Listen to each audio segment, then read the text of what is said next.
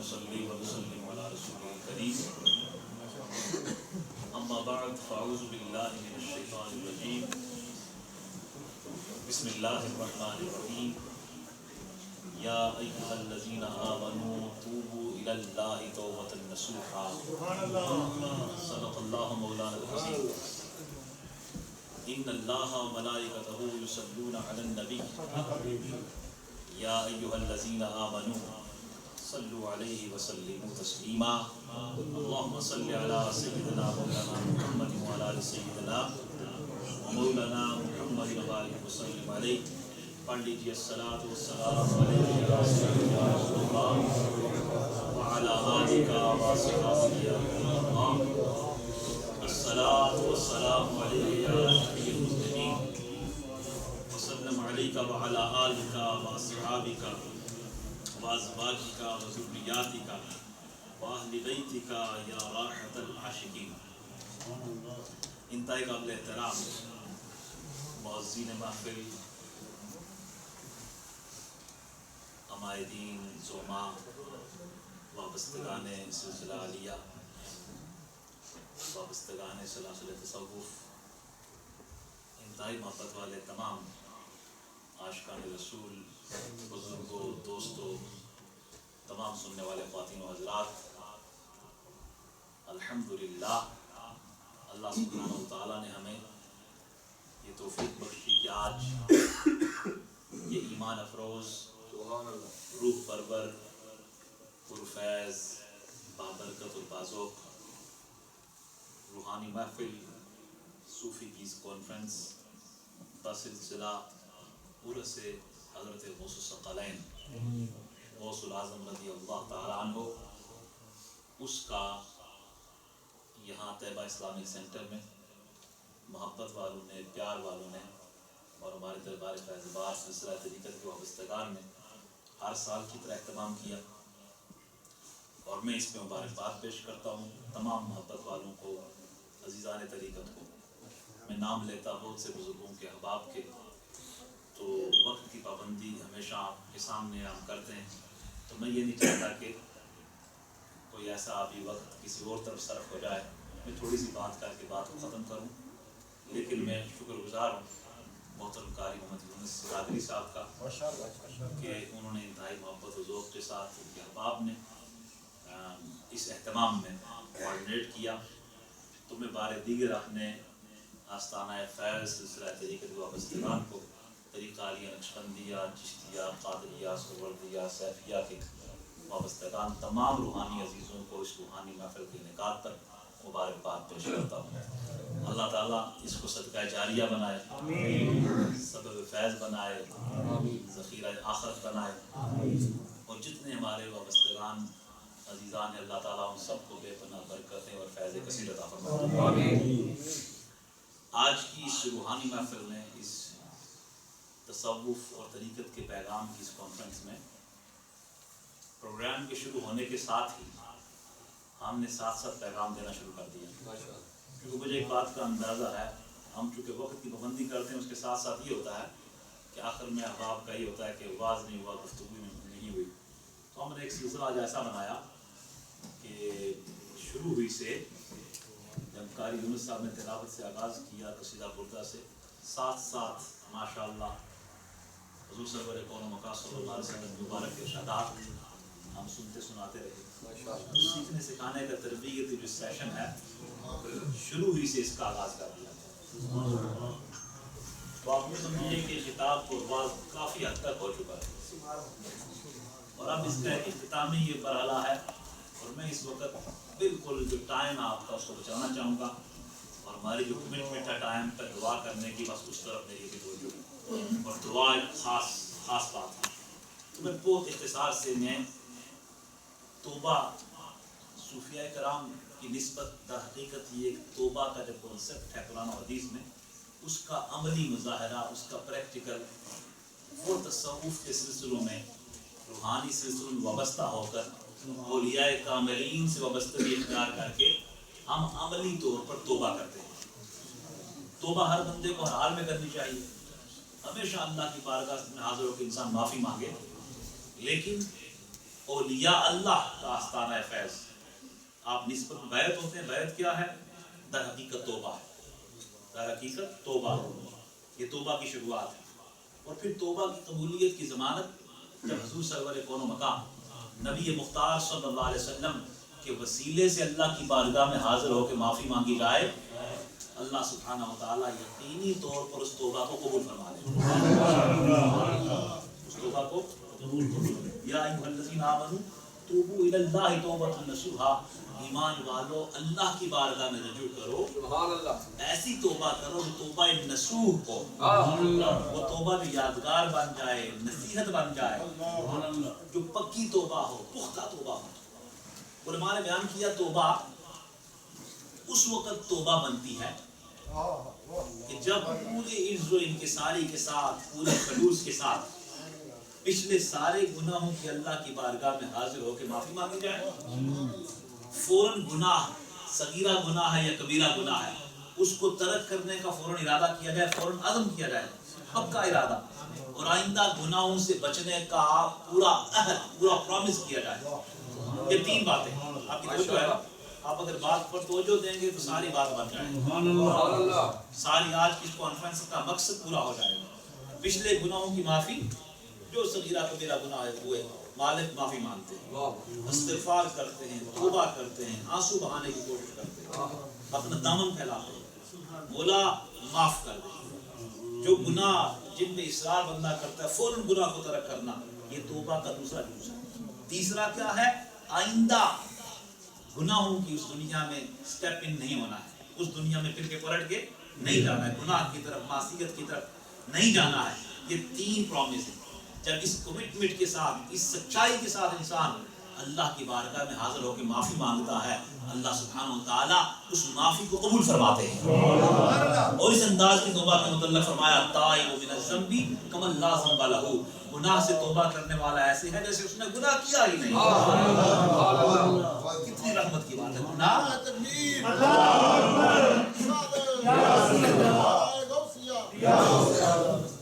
تو نادم ہو جانا, گناہ پر شرمسار ہو جانا, شرمندہ ہو جانا, یہ اس کی روح ہے توبہ کی. کیا سرکار ہمارے جناب عبداللہ بن مسعود رضی اللہ تعالیٰ راوی ہیں, ان نبی صلی اللہ علیہ وسلم قال الندم توبۃ, فرمایا, حضور نے فرمایا کہ جو شرمندگی ہے نا, گناہ پر, معصیت پر, خطا پر شرمسار ہو جانا, مالک مجرم ہیں, خطا کار ہیں, معاف کر دے, معاف کر دے, تیری بارگاہ میں حاضر ہو گئے, یہ ندامت کا تصور و طلب انسان کے اندر پیدا ہو جانا, فرمایا یہ بھی توبہ ہے. یہ توبہ کی طرف انسان آگے, ایک توبہ کی طرف انسان کو ایک انکریجمنٹ ملتی ہے, وہ انکریج ہوتا ہے, وہ آگے بڑھتا, حوصلہ افزائی ملتی ہے, اور آگے بڑھ کے سچی توبہ کرنے کی کوشش کرتا ہے. اسی تمہید میں آئیے, بغیر کسی تفصیل میں جائے, میں آپ کو, چونکہ شہنشاہ بغداد و موصل الورا, آپ کی شان بہت بلند ہے, آپ امام الاولیاء ہیں, اور میں آپ کی بارگاہ میں سلام پرشین کے شعر سے پیش کرنا چاہوں گا کہ غوث اعظم درمیان اولیاء, غوث اعظم درمیان اولیاء, جو محمد درمیان انبیاء. آپ کی شان و شوکت اولیاء کے درمیان ایسے ہے جیسے محمد مصطفیٰ صلی اللہ علیہ وسلم. نعرہ تکبیر, نعرہ رسالت, نعرہ حیدری, نعرہ غوثیہ. حضور بھی عربی دستگیر توبہ کے حوالہ سے تصوف کے 4 حرف ہیں نا, تا, صاد, واو اور فا, اس کے ذیل میں معرفت کی بات لکھتے ہیں.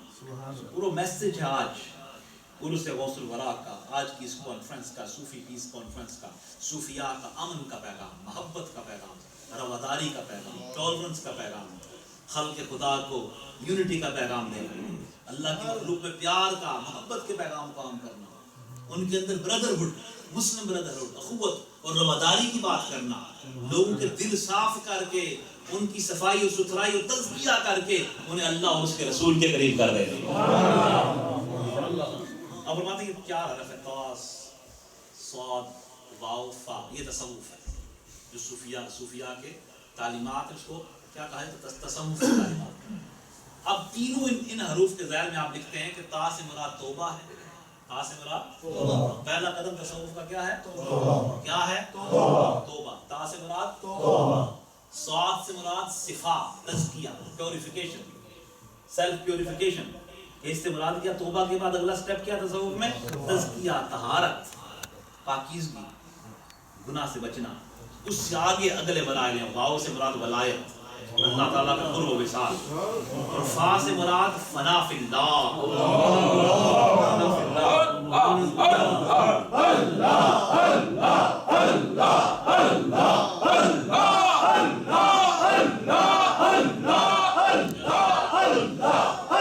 دیکھیں شروعات کہاں سے ہوئی ہے؟ بات ختم کہاں ہوگی؟ فنا فی اللہ. کتنی بڑی شان، کتنی بڑی طرف نوازی، کتنی بڑی بات ہے. اب اس تا کے متعلق آپ فرماتے ہیں تا سے مراد فتا فتا من التوبہ تھی. اس تا سے مراد توبہ ہے. جو ٹاپک ہم نے چھیڑا توبہ ہے. فرماتے ہیں وعلی وجہین توبۃ الظاہر و توبۃ الباطن. یہ جو توبہ ہے اس کے آگے دو قسمیں، دو طرح کی توبہ ہے. اللہ اکبر. آج کی اس کانفرنس پیران پیر دستگیر کے پیغام پہ ختم ہو جائے گی. فرماتے ہیں توبہ اس کی دو جہتیں ہیں، دو اقسام ہیں. ایک توبۃ الظاہر، ایک ظاہر کی توبہ ہے، اور ایک توبۃ الباطن، ایک باطن کی توبہ ہے. ایک ظاہر کی توبہ ہے، ایک باطن کی توبہ ہے. آج طیبہ اسلامک سینٹر سے ہم اس صوفی پیس کانفرنس سے اگر یہ ظاہر و باطن کی توبہ کا پیغام لے کے چلے جائیں نا، ہماری بگڑی بن جائے، ہماری کائنات آباد ہو جائے، ہمارا ظاہر و باطن آباد ہو جائے. ہمیں سب کچھ مل گیا اگر اس تصور کو لے کے ہم یہاں سے اٹھیں. ایک توبہ ظاہر ہے اور ایک توبہ باطن ہے. توبہ ظاہر کیا ہے؟ ظاہر کی توبہ پیر دستگیر فرماتے ہیں، حضرت غوث ثقلین فرماتے ہیں ظاہر کی توبہ یہ ہے سر سے لے کے پاؤں تک اپنے ظاہری اعضاء کو گناہوں سے بچایا جائے. ظاہری اعضاء کو کتنا جامع پیغام. ظاہری اعضاء کو گناہوں سے توبہ فقط زبان سے استغفر اللہ کہنے سے توبہ نہیں ہو جاتی. حضرت امام قشیری رسالہ قشیری ہم فرماتے ہیں کہ کذاب جھوٹے لوگوں کی توبہ ہے اور استغفار کہہ دینا اور دل پر اس کا اثر ہی نہ ہو. یہ فقط دعویٰ ہے توبہ. توبہ زبان قلب ظاہر باطن یکجا ہو کے اللہ کی بارگاہ میں بندہ رجوع کرے اور پکا رجوع کرے. فرمایا ظاہر کی توبہ کیا ہے؟ سارے اعضاء کو اللہ اللہ عاشقان رسول. یہ توبہ ہاتھ کی بھی ہے، یہ توبہ زبان کی بھی ہے، یہ توبہ کانوں کی بھی ہے، یہ توبہ آنکھوں کی بھی ہے، یہ توبہ سر سے لے کے پاؤں تک پورے اعضاء کی ہے، یہ توبہ قدموں کی بھی ہے. آنکھ غیر کو نہ دیکھے یہ توبہ ہے آنکھوں کی. یہ کان یہ بےہودہ ایسی باتوں کو نہ سنے، یہ کانوں کی توبہ ہے. زبان جھوٹ سے، بہتان ترازی سے، کذب و افتراء سے، اس سے زبان کو روک دینا، سچ پر قائم ہونا، زبان کی توبہ ہے. یہ ہاتھ کسی پر کے لیے ظلم کے لیے نہ بڑھے، یہ ہاتھوں کی توبہ ہے. یہ پاؤں گناہ اور معصیت کے راستے پر چل کر اور گناہوں کی دلدل کی طرف نہ جائیں، یہ پاؤں کی توبہ ہے. اس طرح سر سے لے کے پا تک اعضاء کو. پیٹ کی توبہ ہے لقمہ حلال اس میں جائے، لقمہ حلال اس میں جائے. سر سے لے کے پا تک تمام اعضاء کو گناہ اور معصیت سے بچانے کا اہتمام کرنا. آپ فرماتے ہیں یہ توبہ تو ظاہر ہے، انسان کے ظاہری اعضاء کی توبہ ہے. جب یہ توبہ اسٹیبلش ہوتی ہے اس کے بعد توبہ الباطن ہے. اور یہ بڑا وسیع عنوان ہے. توبۃ الباطن یہ ہے، آپ فرماتے ہیں اپنے دل کی تختی کو معصیت اور گناہ سے، اس کے تصور سے پاک کیا جائے، وسوسوں کو وہاں نہ آنے دیا جائے، فاسد خیالات کی پابندی کی جائے، اس پر باڑ لگائی جائے، اپنے دل پر توجہ کی جائے. اسے حضرت کی بہاؤالدین شاہ نقشبند بخاری ہوش در دم کی اصطلاح دیتے ہیں، جو نقشبندیہ اصطلاحات اس میں ہوش در دم. ہر وقت کنشیس انسان رہے، ہر وقت غور کرتا رہے، اپنے باطن میں غور کرے کہ برے خیالات میرے دل میں تو نہیں آ رہے. آج ہم نے ٹاپک یہ شروع کیا نیت کو درست کرنا اور عمل کو درست کرنا، اس پہ ہم بات کرتے رہے. تو توبہ باطن اس کا تعلق قلب کے ساتھ ہے. تو آگے اس کی بھی آگے اقسام آپ بیان کرتے ہیں، اس طرف نہیں جا سکتا. توبہ باطن کی بھی آپ قسمیں آپ بیان کرتے ہیں کہ دو قسمیں پھر آگے ہیں. ایک توبہ باطن ہے، ایک توبہ قلب ہے، ایک توبہ سر ہے. اس طرف ہم نہیں جا سکتے، لیکن آپ کو توجہ آپ کی حضور یہ کروانا چاہوں گا. ہم فقط توبہ کر لیتے ہیں، اس سے توبہ ہو جاتی ہے؟ نہیں. توبہ کے اجزاء ہے. ظاہری اعضاء کو بھی گناہوں سے روکا جائے اور اپنے قلب کی صفائی اور ستھرائی کا اہتمام کیا جائے. صوفیاء کرام اسی لیے تمام سلاسل کے طریقہ نقشبندیہ، چشتیہ، قادریہ، سہروردیہ، اویسیہ، شاذلیہ، صابریہ، سیفیہ، یہ تمام اولیاء اللہ کے سلاسل ہمیں ہماری توجہ ادھر ادھر سے ہٹا کے ہمارے قلب پہ کیوں لگاتے ہیں؟ تاکہ دل صاف ہو جائے، قلب توبہ کر لے گا، ظاہری اعضاء بھی توبہ کر لیں گے، باطن کی توبہ بھی ہو جائے گی، ظاہر بھی روشن ہو جائے گا اور باطن بھی روشن ہو جائے گا.